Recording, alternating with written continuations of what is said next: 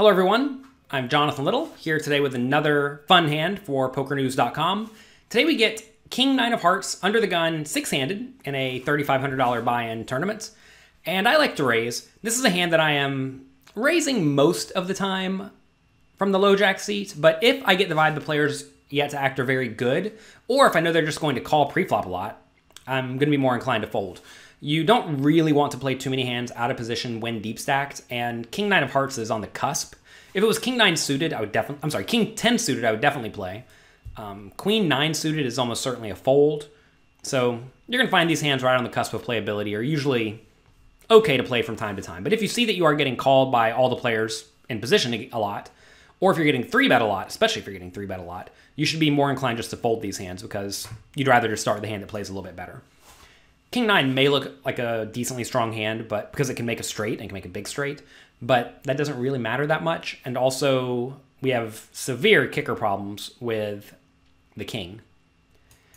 All right, flop comes 7-5 for 2 hearts. So we raised, hijack called, and button called. And in this spot, I think we can go for a check raise or a bet. Either plays fine. This is a situation where you want to be betting somewhat infrequently, and that's because the board is very draw heavy. And it's also very coordinated such that it's good for the caller's ranges. At least, usually it's going to be better for their range than my range. That said, whenever it is starting to get very low, like say it was 6-4-2, now that board pretty much misses everyone because people aren't calling preflop with 5-3 suited too often, right? Whereas, say it comes 9-8-5, well, people call with Jack 10, 10-9, 9-8, 8-7, etc., right? So here, I'm not going to necessarily say that this is worse for my range, but it probably still is, just because the button should have a decently wide range, including a lot of suited connected stuff at this point. So this is a spot where you can either check, looking to check raise with a good draw, or you can just bet. And if you do bet, you want to bet on the bigger side. The pot's 1,000. I would prefer something like a 700 bet, and that is exactly what I do. Whenever you are betting on the very coordinated boards, like I said, when you don't have a huge range advantage, you want to be betting with your best made hands and your draws.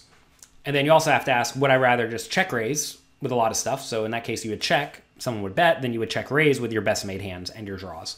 So you can go either way. I decided to just bet 700. You want to bet on the bigger side, like I said. So we bet only the button calls. Turns an ace of hearts. That's good. Now, we're actually going to have a pretty tough time getting called. This is a situation where, if you think about the opponent's range, right, he's probably not going to call with random ace highs on the flop, unless it was ace 3 or ace 2, often of hearts, which he can't have because the ace of hearts is down the board, or of clubs. So those are hands that could definitely call a turn bet. What else could call a turn bet? Well, if he has 9-8, well, I guess he can't have 9-8 of hearts. If he had 8-7 with maybe the 8 of hearts or something like that, he could call. But if you think about the 8-7s, they should likely be suited, right? So if they're suited, they don't have a flush draw anymore, and they're probably just going to fold to the additional bet. He could have 8-6, I guess, but that's pretty unlikely. He could also just have random 1-heart overcards, which is also kind of... It's a hand that could call, but is certainly not loving it. Notice we have the King of Hearts and the 9 of Hearts anyway, so it blocks those. So essentially what I'm saying, it's very hard for the opponent to have something. The opponent either has, in this scenario, total garbage, or a very marginal made hand that will not call any reasonable bet, or sometimes a really good hand. Now notice, we are playing very, very deep stacked, right? We have 29,000 behind with only 2,400 in the pot. If the opponent does have a really good hand, how much should I bet? Well, clearly, in this scenario, I should be betting a lot. But I did not. I bet 1,300, and I think this is a mistake. I did go on the slightly larger side, but at the same time, I definitely could have gone 2,200. I think that would have just been better, because if the opponent does have a random one-pair hand, he's not going to pay me on the turn very often, and he's definitely not going to pay me on the turn and the river very often.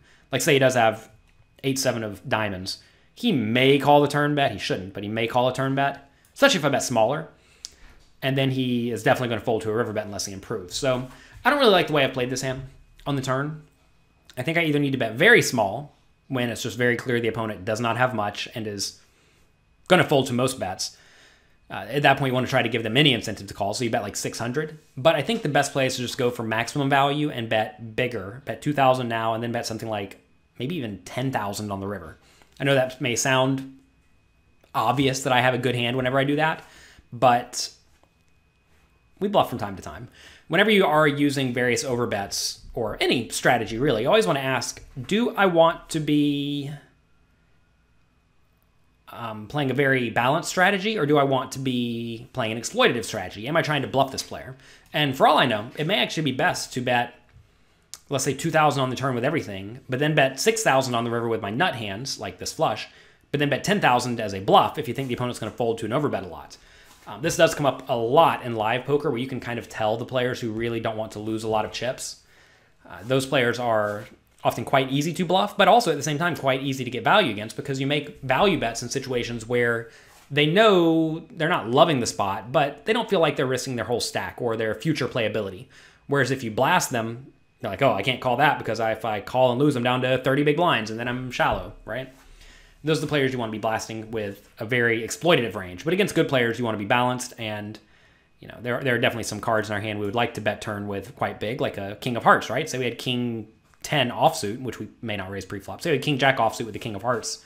This might be a pretty good spot to just keep blasting, given the opponent, like I said, is kind of unlikely to have an ace, which means we're going to have a lot of fold equity. Even if we do get called in that spot, we have some equity to improve. So I bet 1,300. What does the opponent do? Just folds. A lot of people look at these spots and think, man, I played it badly because I did not get paid. But listen, you don't get to pick when you get paid. What you do get to pick, though, is how much you bet and how you're targeting your opponent's range. And I think I did not do the best job here. I bet 1,300 into 26. I think I should have been betting instead something like 2,000. I'm sorry, 13 into 22. I should have bet something like 2,000 into 22, just to really try to extract value from the sporadic times that my opponent does have an ace or a flush. So yeah, that's it. That's it for this hand for PokerNews.com. I want to thank you again very much for being here. If you like these type of hand videos, I know you all do, lots of you watch them, go check out my training site, PokerCoaching.com. There we have a lot of interactive quizzes that are very similar to these videos, except for instead of telling you what I do, I make you tell me what you would do, and then I give you my thoughts on it. So you can go over there and get a completely free trial at PokerCoaching.com. Thanks again. Be sure to check back next week for another fun poker hand on PokerNews.com.